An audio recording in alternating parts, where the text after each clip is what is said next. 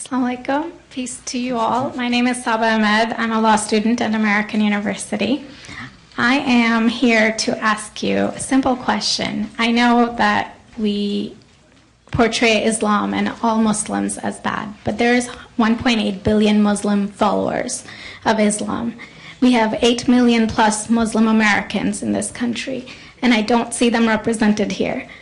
But my question is, how can we fight an ideological war with weapons? How can we ever end this war? The jihadist ideology that you talk about, it's an ideology. How can you ever win this thing if you don't address it ideologically? Great question. I am so glad you're here, and I am so glad you brought that up because it gives us an opportunity to answer. What I find so amazing is since the beginning of this panel, which we are here about Benghazi attack against our people, not one person mentioned Muslims. We are here against Islam, or we're launching war against Muslims. We are here to discuss how 4 Americans died and what our government is doing.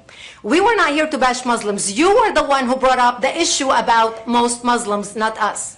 And since you brought it up, allow me to elaborate with my answer.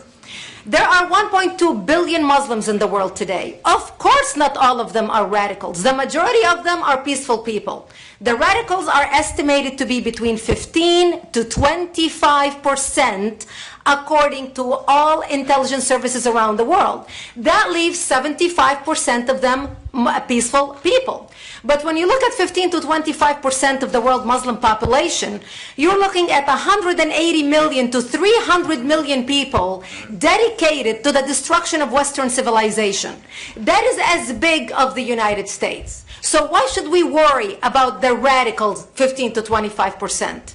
Because it is the radicals that kill. Because it is the radicals that behead and massacre. When you look throughout history, when you look at all the lessons of history, most Germans were peaceful. Yet the Nazis drove the agenda. And as a result, 60 million people died. Almost 14 million in concentration camps. 6 million were Jews. The peaceful majority were irrelevant. When you look at Russia, most Russians were peaceful as well. Yet the Russians were able to kill 20 million people. The peaceful majority were irrelevant. When you look at China, for example, most Chinese were peaceful as well. Yet the Chinese were able to kill 70 million people. The peaceful majority were irrelevant. When you look at Japan prior to World War II, most Japanese were peaceful as well. Yet Japan was able to butcher its way across Southeast Asia, killing 12 million people, mostly killed with bayonets and shovels. The peaceful majority were irrelevant. On September 11th in the United States, we had 2.3 million Arab Muslims living in the United States. It took 19 hijackers, 19 radicals to bring America down to its knees, destroy the World Trade Center, attack the Pentagon, and kill almost 3,000 Americans that day. The peaceful majority were irrelevant. So for all our powers of reasons and us talking about moderate and peaceful Muslims, I'm glad you're here. But where are the others speaking out? And since you are the only Muslim representative,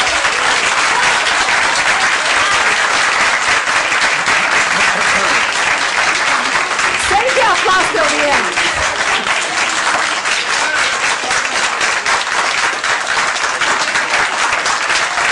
Thank you.